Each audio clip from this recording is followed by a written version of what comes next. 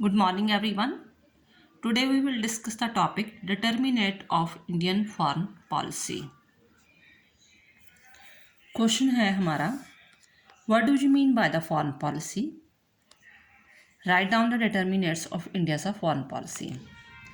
काफ़ी बार ये question repeated हो चुका है और एक साल छोड़कर एक साल तो आ ही जाता है, ठीक है। फर्स्ट ऑफ ऑल हम फॉरेन पॉलिसी का मीनिंग क्या है और दो तीन डेफिनेशन लिखेंगे। देन आफ्टर हम इसकी जो डिटर्मिनेट्स है, इंटरनेशनल जो है डिटर्मिनेट्स और इंटरनल डिटर्मिनेट्स है, वो दोनों टाइप्स के लिखेंगे। मीन्स टू से दैट कि इस क्वेश्चन को हम 5 या 6 पेज इसके ज़्यादा नहीं एक्सपेंड नहीं करेंगे। फॉरेन पॉलिसी जैसे मीनिंग वगैरह है उसे एक पेज में ही आप एक्सप्लेन करो। देन आफ्टर जो है आपके जो पेज बच जाते हैं, अढ़ाई पेज बच जाते हैं। मान लो आप 6 पेज फिल कर रहे हो, ठीक है, तो 2.5 पेज जो है वो जो इंटरनेशनल इफेक्ट्स है उसे दो, जो दूसरे आके पॉइंट्स है उसे जो 2.5 पेज उसे जो है डिवाइड करो। आपने मल्टी क्वेश्चन को उसी तरह ही अटैम्प्ट करना है, ये नहीं कि आप एक ही जो है डिटर्मिनेट्स लिख दो। जैसे इस क्वेश्चन में जो डिटर्मिनेट्स हैं वो 2 हिस्सों में डिवाइडेड है, डोमेस्टिक और national factor and international factor. तो 2.5 जो पेज है आपने डोमेस्टिक या मतलब कह लो या नेशनल फैक्टर से फिल करना है, ठीक है। आपने पॉइंट्स इस तरह एक्सप्लेन करने हैं कि आपके सारे पॉइंट्स भी आ जाएं और सिर्फ 2.5 ही पेज फिल हो, ठीक है। और जो 2.5 पेज आप इंटरनेशनल फैक्टर के करोगे, ये नहीं कि आप सिर्फ 2 पॉइंट करके छोड़ दोगे। पॉइंट्स आप मैक्सिमम सारे एक्सप्लेन करोगे, वो थोड़े थोड़े एक्सप्लेन करोगे।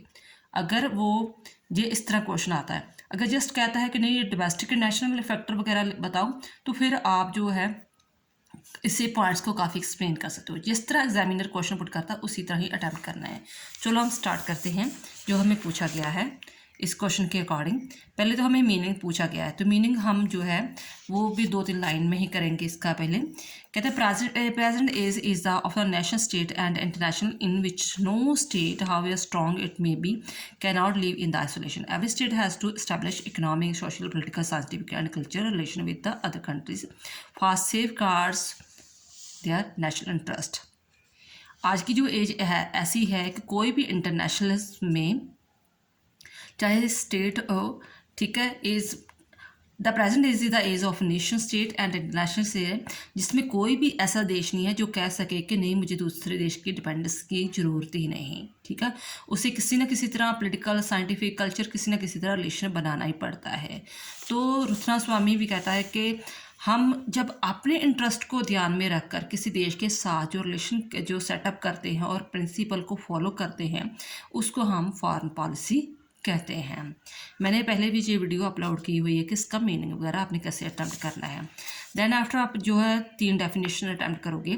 Ruthnaswamy foreign policy known is the bundle of principle and the practice that regulate the intercourse of the state with the other states. Foreign policy का मतलब है कि ऐसे प्रिंसिपल का समूह होना जिसके द्वारा एक स्टेट दूसरे के स्टेट के साथ अपने जो संबंध कायम करता है, इंटरकोर्स करता, संबंध कायम करता है। हार्टमैन कहता है the foreign policy is the systematical statement of the deliberately selected national interest. कि एक सिस्टमेटिकली स्टेटमेंट है, हमने जो स्टेटमेंट दी है कि हम बांग्लादेश के, पाकिस्तान के, रशिया के साथ जैसे भी कुछ संबंध बनाना चाहते हैं तो हमारा जो इस तरह एग्रीमेंट होगा। तो एन.एस. हिल कहता है कि foreign policy is the content जहाँ और substance of nation's efforts to promote interest with the other nation. कि फॉरेन पॉलिसी का मतलब है कि ऐसी सब्सटेंस होना जिसके द्वारा वो अपने दूसरे देश का नहीं अपने देश के इंटरेस्ट को प्रमोट करना चाहता है, ठीक है। मैं इसलिए फास्ट करवा रही हूँ क्योंकि ये मैंने आप वीडियो अपलोड की हुई है, मीनिंग का डेफिनेशन वगैरह जो भी है। देन आफ्टर इसके जो है जो हमारे फॉरेन पॉलिसी के ऑब्जेक्टिव्स है, ऑब्जेक्टिव क्या है कि हम अपने देश में ही नहीं सारे संसार में unity, integrity and politically freedom रखना चाहते हैं, इकोनॉमिकली डेवलपमेंट चाहते हैं और वर्ल्ड पीस को रखना कायम करना चाहते हैं, मेंटेनेंस रखना चाहते हैं।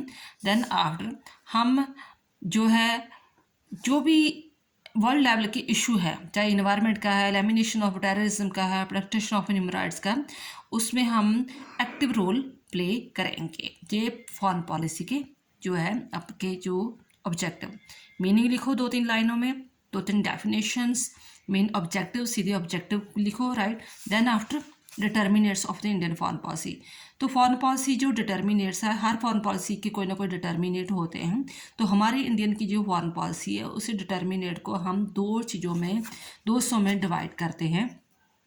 एक तो है डोमेस्टिक और नेशनल फैक्टर, जो हमारे ही देश के जो फैक्टर है उस चीज़ को उसने प्रभावित किया कि जिसके कारण हमें ये चीज़ें कौन कौन सी चीज़ें अपनानी पड़ी।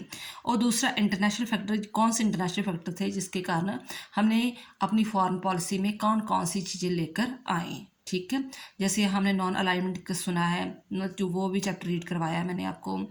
फॉरेन पॉलिसी में हम पंचशील में बिलीव करते हैं, कोऑपरेटिव में बिलीव करते हैं, कोएक्सिस्टेंस में बिलीव करते हैं, ठीक है ना। जो है जो कॉलोनियलिज्म है उसको अपोज करते हैं। तो रीज़न क्या है, वो रीज़न क्या है, जहाँ कुछ डोमेस्टिक हो सकती है, जहाँ कुछ इंटरनेशनल फैक्टर हो सकते हैं। चलो 1 बाय 1 करते हैं कि डोमेस्टिक जहाँ इंटरनेशनल फैक्टर कौन से रहे थे।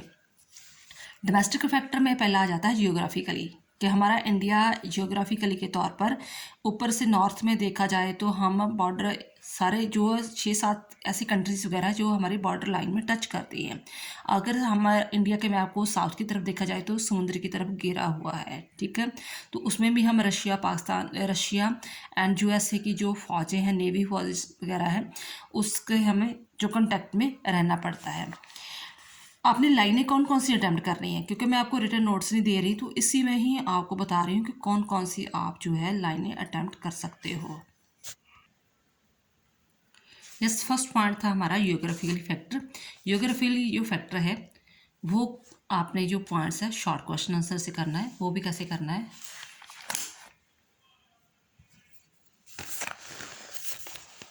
The geographical location of the country has a great influence on the formation of foreign policy of state. While preparing its foreign policy, a state has to take into consideration the attitude of the neighboring state towards it and also the type of the government in this the country. ठीक है, आप अगर long question कर रहे हो तो इतनी लाइनें काफ़ी होती हैं कि ज्योग्राफिकली जो है वो भी फॉरेन पॉलिसी को बनाने में जो है वो इन्फ्लुएंस करती है। तो हम जब अपनी फॉरेन पॉलिसी प्रिपेयर करते हैं तो हमारे पड़ोस में कौन सी गवर्नमेंट है, ये चीज़ों को हम ध्यान में रखते हैं। दो चीज़ें डिपेंड करती हैं, एक तो हम टाइप ऑफ गवर्नमेंट देखते हैं, एक हम ये देखते हैं कि हमारे देश के जो पास जो स्टेट्स है उसकी बाउंड्री कौन सी है, नेचुरल है या आर्टिफिशियल है। अगर नेचुरली है तो हमारे डिस्प्यूट कम होंगे, लेकिन आर्टिफिशियल है जैसे पाकिस्तान के साथ है, ठीक है, तो वो हमारी प्रॉब्लम्स ज़्यादा क्रिएट होगी। तो उन चीज़ों को ध्यान में रखकर हमें जो है पॉलिसी क्रिएट करनी पड़ती है। पहले आप 2 लाइनें जो ऐसे ही अटैम्प्ट कर सकते हो, जो अपनी वर्डिंग में लिख सकते हो। देन आफ्टर आप लिख सकते हो कि type of government and boundary, ठीक है, boundary of the state are the natural है या आर्टिफिशियल है, ये चीज़ें अफेक्ट करती हैं। और देन आफ्टर आप लिख सकते हो beside we have our boundary dispute with the Pakistan, China and Bangladesh and all these factors have their impact on the foreign policy of India। बेटा मैं काफ़ी कोशिश कर रही हूँ कि आपके जो पॉइंट्स हैं वो 2 या 3 लाइनें, मैक्सिमम 4 लाइनों में ही आएँ, ठीक है, क्योंकि चैप्टर काफ़ी टफ है और आप अगर एक ही पॉइंट को एक्सप्लेन करना शुरू कर दोगे तो आप क्वेश्चन अटैम्प्ट नहीं कर पाओगे। जितनी मैं लाइनें बोल रही हूँ आप उतनी ही लिख लोगे तो मच बेटर। नेक्स्ट पॉइंट है historical factor. The historical background of India and it's traditions have also affected it's foreign policy. पहली लाइन आपने ये अटैम्प्ट कर लेनी है, ठीक है। देन आपने लिख देना है कि India have believe in peace, non violence, toleration and mutual coexistence. India has maintained a spiritual and cultural relation with the China, Burma, Nepal, Bhutan, Sri Lanka, Indonesia, etc. since long past, and all these factors have been influenced the foreign policy of India. India is also trying to develop its trade relations with the countries of the Southeast, and India had developed its relation with the ASEAN country. एक line आपने जे लिख कर then after जे अपनी लाइनें attempt कर देनी है, यानी कि आपकी 4 लाइनें बन जाएंगी हिस्टोरिकल फैक्ट वगैरह कि वो पहले तो वही के हिस्टोरिकल फैक्टर वगैरह डिपेंड करता है। तो हम एक दूसरे के साथ शुरू से ही peace, non violence, toleration, mutual cognizance ये बनाने में विश्वास करते हैं। फॉर दिस रीज़न हम जो हमारे पड़ोसी देश है उसके साथ ये संबंध बना रहे हैं और इसी के कारण हमने आसियान को भी क्रिएट किया है। नेक्स्ट पॉइंट है इकोनॉमिक फैक्टर। इकोनॉमिक फैक्टर क्या है? The economic factor has a big hand in the determinant that foreign policy. The slavery of the country had badly shattered the economy of the India, and the reconstruction of the shattered economy was very necessary after the attainment of the independence। बस ये लाइनें कि पहले तो आप यही लिख दो कि हाँ कि इकोनॉमिकल फैक्टर भी जो है इंडियन फॉरेन पॉलिसी को डिपेंडेंट जो इन्फ्लुएंस करती है, क्योंकि हमारी गुलामी के कारण हमारे देश जो काफ़ी सदियों तक गुलाम रहा था।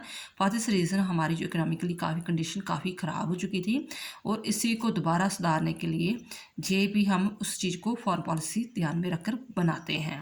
आप अपनी वर्डिंग बेटा लिख सकते हो। हाँ, ये ऊपर वाली लाइनें आप अपनी वर्डिंग में लिख कर कि हाँ कि इकोनॉमिकली जो है वो इन फॉरेन पॉलिसी को इन्फ्लुएंस करता है, क्योंकि गुलामी के कारण, स्लेवरी के कारण जो है हमारी जो इकोनॉमिकली कंडीशन थी काफ़ी शैटर्ड हो चुकी। For now our country has adopt the policy of LPG अपना चुका है। इसी के कारण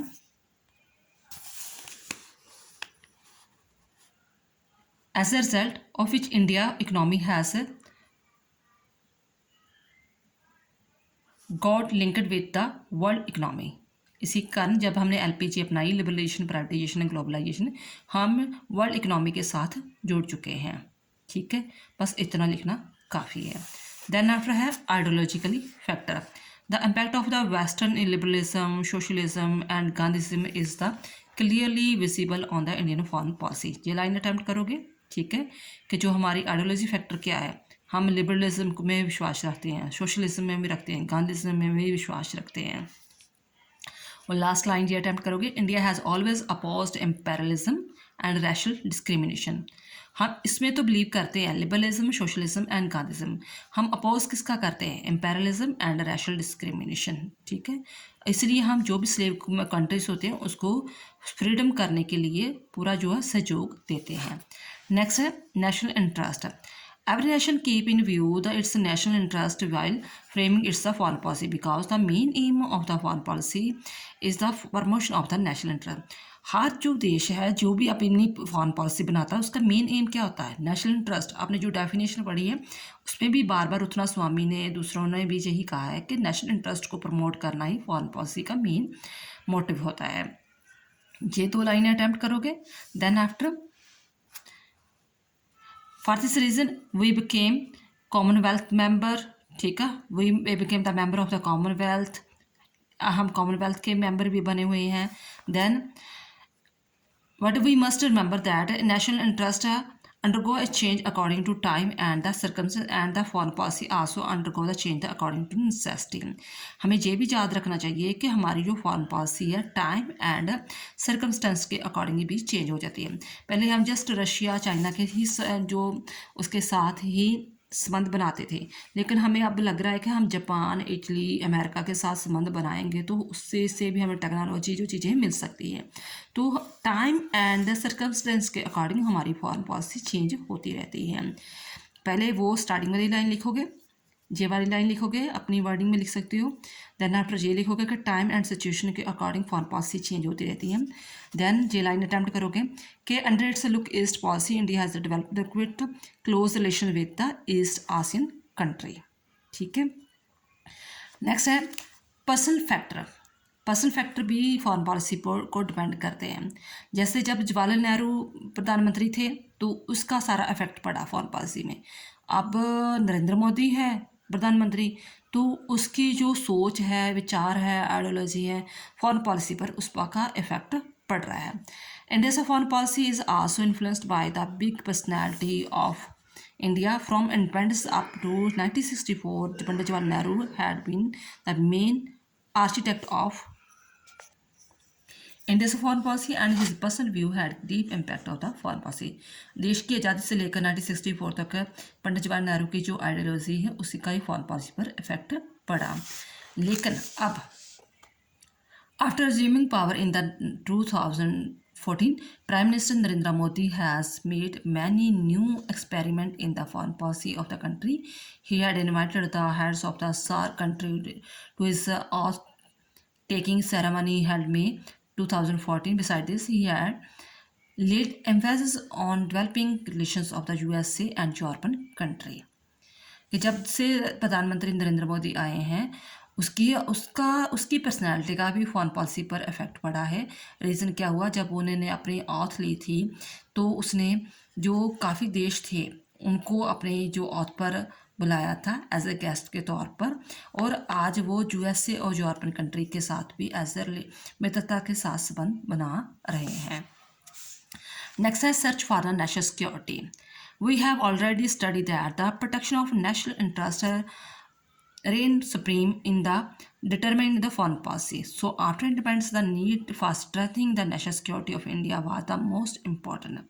हमें जी मेन पता है, एक तो हो गया नेशनल इंटरेस्ट वगैरह, और दूसरी मेन बात होती है नेशनल सिक्योरिटी। नेशनल सिक्योरिटी को भी ध्यान में रखकर भी हम फॉरेन पॉलिसी को बनाते हैं, ठीक है।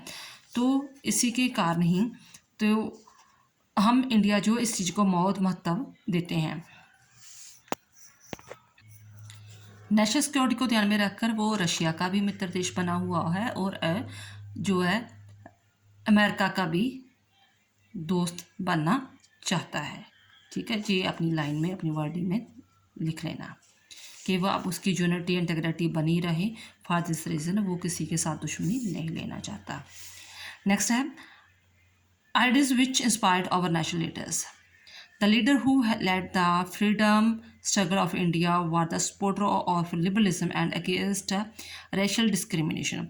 All the leaders such as the Rabindranath Tagore, Mahatma Gandhi, Nehru, Aurobindo Ghosh, Rajagopalachari were of the opinion that there cannot be contradiction between the national and international interest. जो national leader हुए थे हमारे देश की आज़ादी के दौरान, ठीक है, उसके विचारों का भी प्रभाव पड़ा क्योंकि वो हमेशा लिबरलिज्म के सपोर्टर थे और रैशनल डिस्क्रिमिनेशन के अगेंस्ट थे। तो इस चीज़ का भी हमारे देश की जो फॉरेन पॉलिसी उस पर जो असर हुआ। इसके अलावा उनका ये भी बिलीव था कि peace and freedom can not be separated from each other, कि जहाँ पीस होगी वहीं फ्रीडम होगा, ठीक है। पीस और पीस के बिना फ्रीडम वगैरह नहीं कभी भी हो सकती। हाँ जी, यस, इसका लास्ट पॉइंट कॉन्स्टिट्यूशन फैक्टर, ये मैंने शॉर्ट वीडियो में भी समझाया हुआ है। The determinant of the foreign policy of India have been the mention in the article 51। जो हमारी फॉरेन पॉलिसी है वो फिर उस कॉन्स्टिट्यूशन में उसका डिस्क्राइब करना ज़रूरी था। तो किस आर्टिकल में है, किस चैप्टर में है और क्या कहना चाहा है, ये भी उसमें लिखा हुआ है। तो क्या है 51 आर्टिकल और पार्ट 4 में इसका डिस्क्राइब किया गया है। तो मेन ऑब्जेक्टिव क्या है कि हम इंटरनेशनल पीस एंड सिक्योरिटी चाहते हैं, हम एक दूसरे के साथ जो रिलेशन वगैरह बना कर रहेंगे। रिलेशन हमारा कौन सा होगा, किस बेस पर होगा, जस्टिस एंड रिस्पेक्ट के ऊपर। The respect for international law, जो भी इंटरनेशनल लॉ होंगे, ट्रीटी होंगे, उनको हम रिस्पेक्ट देंगे, ठीक है। तो एक दूसरे के साथ जो है हमेशा ही जो है जो भी हमारे डिस्प्यूट्स हैं, इंटरनेशनल डिस्प्यूट्स हैं, उसे आपसी ऐसी बातचीत से ही हल करने की कोशिश करेंगे। नेक्स्ट वीडियो में करेंगे हम इंटरनेशनल फैक्टर, ये थे डोमेस्टिक फैक्टर। आई होप आपको वीडियो समझ में आई होगी। तो प्लीज़ वीडियो को लाइक शेयर ज़रूर करना। तो अगर फर्स्ट टाइम देख रहे हो तो चैनल को सब्सक्राइब करना। थैंक्स बेटा।